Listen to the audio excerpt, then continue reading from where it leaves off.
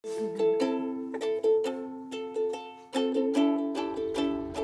nombre de bâtiments vides, c'est un gaspillage qui est intolérable. C'est comme chez toi. Yes. Merci. On parle de 4 millions de mètres carrés de bureaux vides seulement en Île-de-France. On a les solutions. Je m'appelle Simon Guibert, je suis le fondateur de l'association Caracol, de la colocation solidaire et multiculturelle.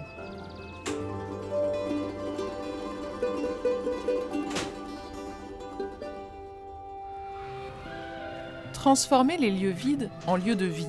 C'est la mission que s'est donnée Simon en 2018, alors étudiant. On peut s'imaginer qu'on marche dans les rues et on lève la tête et on repère les bâtiments vides, mais en réalité, c'est vraiment les relations qu'on va tisser avec des propriétaires.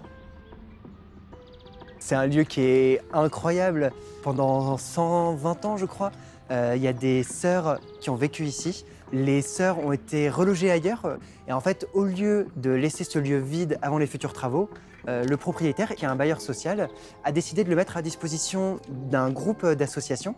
On a une petite colocation qui permet à 9 personnes réfugiées, françaises, étrangères, de vivre ensemble dans ce lieu qui est complètement fou. En plein cœur de Paris, Caracol récupère un étage situé au-dessus d'un centre d'hébergement d'urgence et le transforme en colocation géante pour au moins 3 ans. Salut Simon. Salut Pierre, ça va? Tu vas bien? Bon, il y a Kiza avec moi. Salut. Et puis, Hello. c'est deux potes à moi, Mohamed et Amy. Salut Amy. C'est peut-être la coloc Caracol la plus atypique, je pense qu'on est. C'est pour ça que je l'ai rejoint. Je connaissais le contexte un peu mixé, tu sais, avec toutes les assos. Ouais. Et je sais que tu peux rencontrer plein de gens. Et donc c'est le lieu commun maintenant ici? Ouais. Là, on a prévu une soirée jeu de plateau demain soir, avec les colocs. Là, c'est ma chambre. Pierre, 32 ans, est arrivé en octobre. Donc quand je suis arrivé, j'ai refait un petit peu la peinture. Et puis franchement, c'est hyper tranquille. Vous voyez, la fenêtre est ouverte. Pour ce jeune entrepreneur, Je peux vous montrer vite fait la vue d'ici. ce système permet de se lancer à moindre risque. Le prix est inespéré pour Paris. Voilà. Entre 75 et 200 € la place en coloc. Dès qu'on passe le portail, c'est un peu un microcosme. Voilà la cuisine. C'est gérable, il n'y a jamais d'embouteillage, ça fonctionne très bien. Pardon, Akiza. Après une mauvaise expérience de jeune fille au père, Akiza, étudiante en physique, arrive ici par bouche à oreille. I was in a difficult situation because I'm Brazilian and for change the visa, all these things. I know all the history is complicated. Elle fait face à des institutions où c'est tout en français, des formulaires, des trucs. Des fois, c'est quand même assez spécifique, donc forcément, je l'ai aidé pour ça. Ouais. C'est aussi l'occasion de rencontrer peut-être des personnes. Sorry, I switched to French. Oh no, I understand. Elle comprend très bien le français. Et du coup, c'est l'avantage aussi, c'est qu'il y a des gens qui ne parlent pas forcément super bien quand ils arrivent. Et puis, quand on échange, on essaie de les aider. On se débrouille. Il n'y a que des avantages en fait à l'occupation temporaire. Un bâtiment qui est vide, déjà il se dégrade très vite. C'est pas du tout agréable pour des voisins d'avoir un lieu muré, il peut être squatté. C'est aussi en termes de sécurité, l'arrivée de personnes qui sont jeunes, qui ont envie de porter en gros un projet d'habitat quand même solidaire, c'est un plus en général pour le quartier. Ouais, avec les balcons jaunes là. Ouais, avec le truc doré et tout, vas-y. Défendre le droit au logement en changeant les habitudes. Salut Lucie, comment ça va?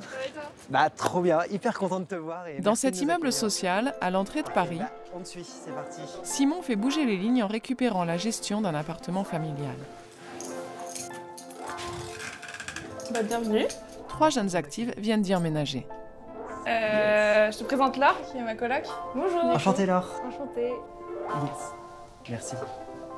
Pour nous, ça peut nous paraître un vrai réflexe, mais au final, c'est des modes d'habiter qui sont relativement récents.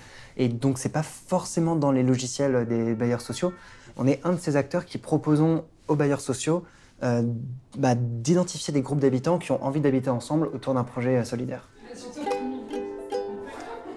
Quelqu'un sait jouer de ce truc? Moi, oui, mais j'ai appris un peu solo, donc c'est pas encore fou. Je pense qu'en termes de dossier, on est les plus light. On demande 3 choses. Être majeur, avoir un titre de séjour de plus d'1 an et avoir un revenu, mais qui peut être le RSA, la garantie jeune. Quand j'ai commencé à travailler, il y a les périodes d'essai, ça ne plaît pas forcément aux propriétaires parisiens. Moi, j'étais en CDD au moment où j'étais en recherche. Les proprios, ils sont en mode « Ah ouais, mais ton CDD, il se termine là, donc je veux pas. » Il y a en moyenne 29 dossiers locatifs pour un appartement mis en location. Pour des personnes qui sont en transition dans le sens positif, c'est-à-dire premier emploi, démarrage des études ou fin des études, décohabitation de chez les parents, la colocation et l'occupation temporaire sur 1 ou 2 ans, ça correspond vraiment aux besoins. 8%, c'est la part d'immobilier vacant aujourd'hui en France. Et Caracol se prend désormais à valoriser les moindres recoins des villes. On a un site à Montreuil qui s'est appuyé sur l'occupation temporaire d'un terrain vague. Bonjour monsieur. Moi, je m'occupe du futur jardin. Trop bien, ok. Nous on gère la partie maison. Là on entend un petit peu le bruit des travaux et effectivement ce lieu, on dirait pas comme ça, ce sera le futur site d'une gare de tram. Nous, notre objectif, c'est de créer du logement abordable avec tout ce qui peut être occupé. Ici, c'est un peu une prouesse technique. Ils ont transporté cette maison sur une remorque de camion. Et cette maison, elle va être retransportée ensuite ailleurs, démontée, remontée, retransportée. J'ai habité dans la première colocation Caracol. C'était en 2019, la première. On passe les 40 cette année. On est tous à vouloir voyager, à vouloir faire des années Erasmus, alors qu'en fait, on a dans nos villes des personnes qui viennent de partout. Maintenant, il faut vraiment accélérer sur un cadre qui permette de passer de une chambre ouverte à 100. Le monde doit se rencontrer.